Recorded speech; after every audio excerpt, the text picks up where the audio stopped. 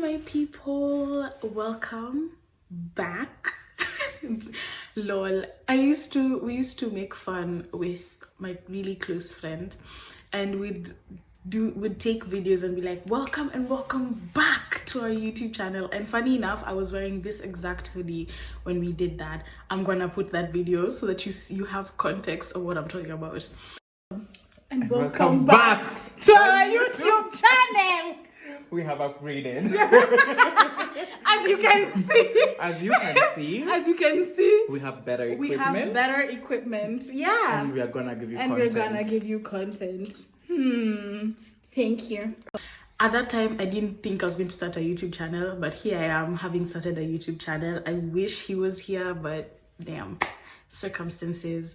Anyway, besides the point, welcome. And yeah, today is a bit of a different video.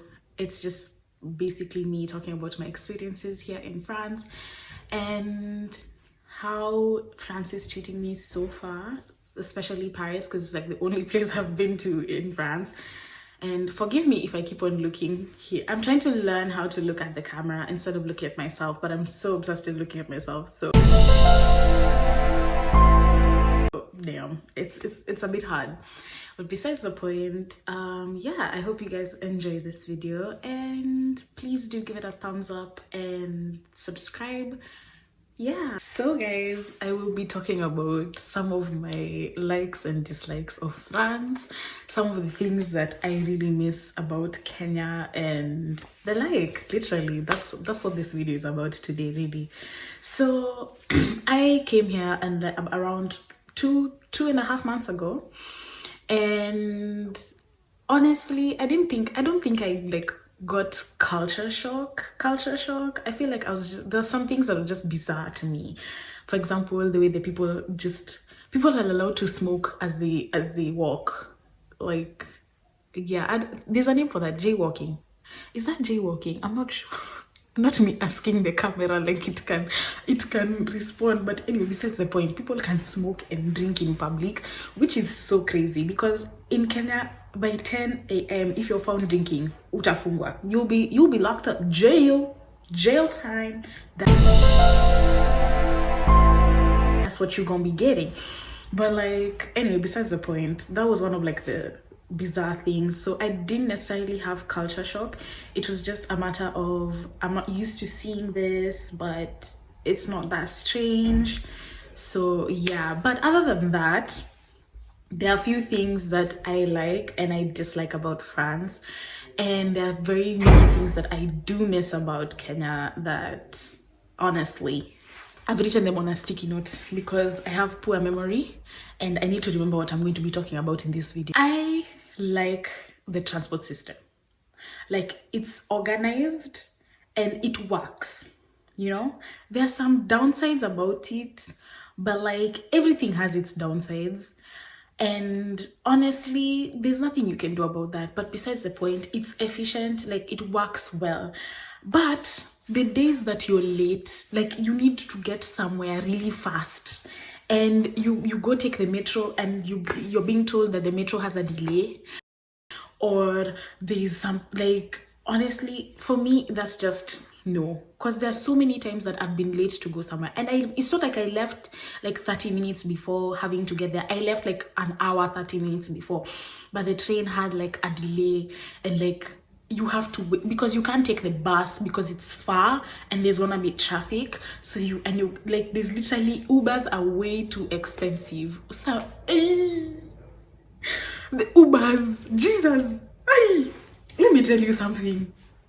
The Uber, that is what will make you poor in this country. I was an Uber warrior in Kenya. Every day Uber. I used to use Ubers almost every day, but here, darling, here you're gonna have to take the metro. You're gonna have to take the bus, because astronomical. Bus for here are not economical, and that's one thing I miss about Kenya, because darling, Uber is affordable. Heart attack, 24 euros on an Uber, one One, the transport system is okay, but it can be very inconvenient, and the fact that you can't just call an Uber to make stuff quickly, like fast, to do stuff fast, is just very inconvenient for me. Like, that's one thing I really miss about Kenya, and one thing that I don't like about France as much. And the fact that there are no boda boda. Okay, there are a boda is literally public motorcycles.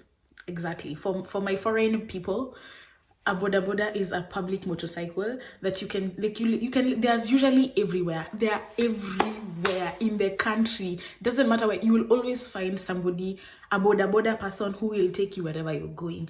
Here, there's nothing like that. So if you're late, you're late. Like, you just have to make peace with the fact that you're late and call it a day. You can't ask for bodas. And for me, one thing that the French people ate is the Nutri-Score. They have something called a Nutri-Score, where like a food will have A to E, and A being like the very nutritious, and E being not like, girl, you want some diabetes. So that like can guide your shopping into buying a bit more nutritious foods, and like foods that are actually good for your body. For me personally, I feel like that's somewhere that they ate, because in Kenya, personally, for me, my experience, please, is that you eat to get full. You don't eat to get nutrients, you eat to get full. Like, that's it. If you want to argue, it's okay. That is just my opinion. But in Kenya, you eat to get full. So you're not necessarily looking at like the nutritious aspect of the food that you're buying. You're just buying because, number one, it looks really nice. Or number two, it's like you're just used to eating that. But here, because it has like the Nutri-Score, you can see, like, you can actually plan nutritious meals and get the nutrients that your body need. You know, I personally like that. I like that foods have the Nutri-Score. Like, eggs is usually a category A, and bacon is category D. Yeah, so for me, that really helps in trying to make sure that I eat well.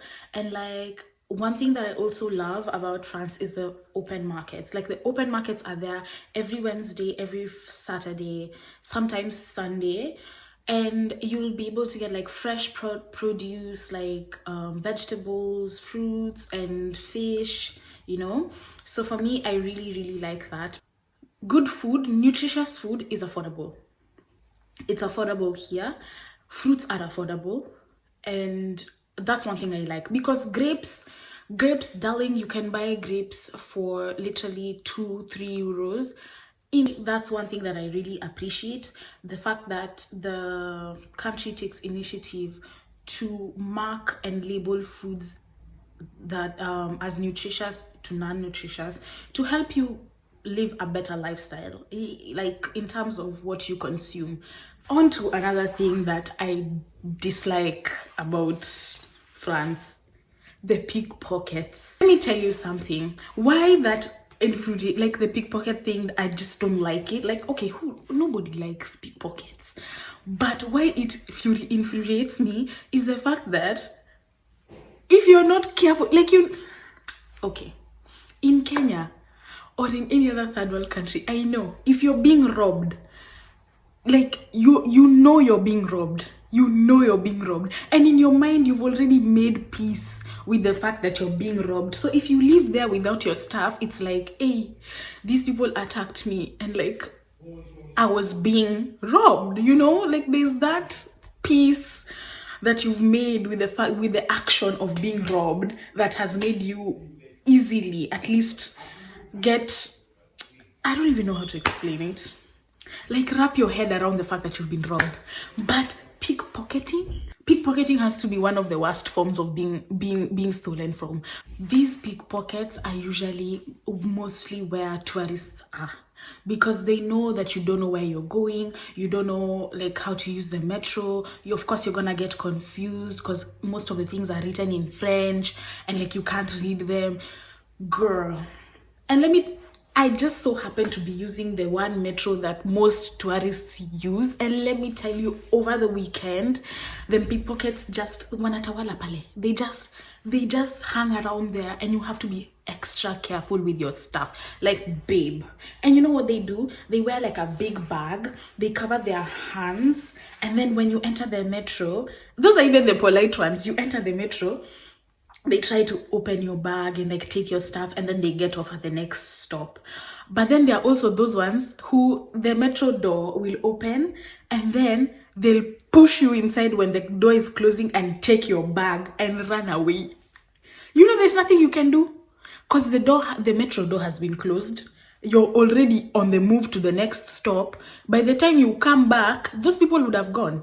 They would have gone with your stuff. There's no catching them. You just make peace with whatever has happened and you go. Personally, apana, I cannot. Okay, next is what I like about France. And it's not necessarily something that is about the country itself, because I've just it's given me an opportunity to meet new people and learn new cultures, learn new ways of living. So for me, why I like France is because it's exposed me to things that I would have never gotten exposed to if I were still in Kenya. One thing that I like and dislike about France is the fact that people here, hear me, listen to me keenly. People here are kind, but they are not friendly. They are what? They are kind, but they are not friendly. Girl, let that sink in. Let it sink in. Let it simmer. The people here are kind, but they are not friendly. Somebody will be willing to help you. I feel like the video is getting too long, but having said my likes and dislikes, I'm now going to say the things that I really miss about Kenya. People in Kenya are very friendly. They are very friendly. They will talk to you. They will keep you company as you're trying to sort yourself out. Some of them will even help you with solutions. You will even talk about your relationship problems, and they will give you advice. Like, for real, if you go to some random lady and then you guys start talking and then you tell her, oh, I've been having an issue maybe with my house, I need to get a new place to stay, somebody will be like, oh, by the way, I know these houses, you should go check them out, nini. Like, people in Kenya are friendly. If you go out to the club and maybe say, for example, you go alone, I don't know why you would do that, but maybe you go alone and you find a random group of people, they will adopt you. You will become their friend. They will pay for your drinks. You will have a good time. Here, hey, the people are kind. They will help you. But after that, there's no talking. There's no, let me help you, or I really liked today. Can I get your number? You know, you seem to really know this place. Can I get your number? After they're done helping you, make your way. Make your way. Get out. People, I don't know, maybe it's just the way that they've been raised. I don't know, but the people here are kind but not friendly. They are kind but not friendly. So yeah, that being said, I have friends, but none of them are French. Yeah, that's how bad it is. I've been here for more than 2 months and all my friends are foreigners, because the foreigners are the ones who are friendly. The people from here are kind, but they are not friendly. But sometimes it depends, really. It depends on where you are. It depends on where you're going. It depends on who you're talking to, how old they are. Yeah, sometimes it's just there are people who are really friendly, but majority of them are just kind, and that's it. Yeah, there's no friendship forming from your encounter. Number 1, as I said, Uber. Number 2, boda bodas. Yeah, I miss boda bodas. Uber, boda boda. My top 2. Number 3, I miss community. I miss community because let me tell you something. Here it's every man for himself. Every man for himself. No. Unless you're going to like church, of which even there it's like, okay, yeah, cool, God brings us together. But other than that, it's every man. You're alone. You can spend a whole, if you like, let me tell you, if I didn't move here with my family, I think I'd spend a week having not talked to anyone other than in maybe school, or maybe if you work, maybe then you'll talk to somebody. But just sitting down to talk to somebody, my friend, they ain't no community. And for me, like, I just miss that about Kenya. Kenya, there's always community. You can talk to anyone. You can make friends with anybody. It's so, like, that's one thing I miss about Kenya, community. Number 3, I miss certain foods.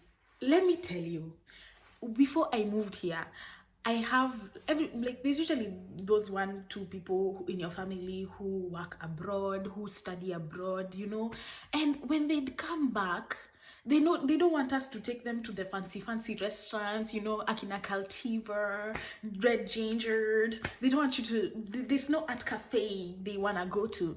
They want to eat ugali. They want to eat nyama choma. And I never used to understand this, because you have the money to go and eat at the fancy restaurants, but you want to eat ugali. You want to eat sijui what, mandazi, mutura. I never understood it, but now, I every time I just tell myself, the day that I'll come back, the first thing I will eat is nyama choma, Indomie. I will eat Indomie. I will eat smoky. I will eat smocha. I will eat chips za barabara. As in, it's the most random thing ever, because here they're not there. Utapata api chips za barabara. Where? Unless you go to like Chateau Rouge. But me, I'm not as familiar with this place to just decide, okay, today I'm going to get nyama choma at Chateau Rouge. No, not like that. So for me, I never used to understand why for the diaspora people never want to eat at like fancy restaurants. They just want to eat normal food made in the house, or they want to go to Shago and eat like some tilapia. Babe, I understand. Because if somebody gave me that tilapia from the lake right now, girl, no mercy. Other than that, what I miss most are like my friends. I miss my friends a lot, and I miss the clubbing culture in Kenya. Like, going out in Kenya was just amazing. It had its ups and downs, because trust me, but doesn't every clubbing experience have its ups and downs? So yeah, I miss my friends, I miss clubbing, I miss the culture, I miss the way people have, like, there's something I really love about Kenya and Africa, is the fact that we've incorporated our culture into modern dressing. I love it. So I miss going to see such fashion shows. I miss the events that we'd go to. Yeah, other than that, I think those are the things that I miss for now. And I know as time goes by, I'll start to miss more different things, but we'll talk about that when the time comes. This video has come to an end. I'm really glad that you have made it this far. Thank you so much for watching. The sun has really illuminated my skin. I'm happy. I finished my hair in like 48 hours. Let me tell you, I usually take like a week to braid my hair, because I underestimate the number of dreadlocks I have. Not dreadlocks, I underestimate the number of locks I have. There are so many, and as you can see, the braids can prove that. There are very many, but I finished this in like 48 hours, of which I'm happy. And I like how it turned out. I've just not laid my edges, but this is what you're getting for now. Really, this is what you're getting. The sun, some glossed lips, and some unlaid edges. That's what's up. But yeah, thank you so much for watching. And I hope you have a lovely, lovely week.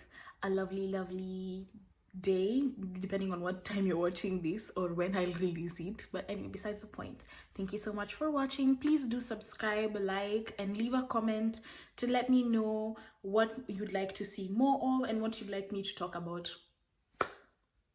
next time. Yeah, thank you. Bye.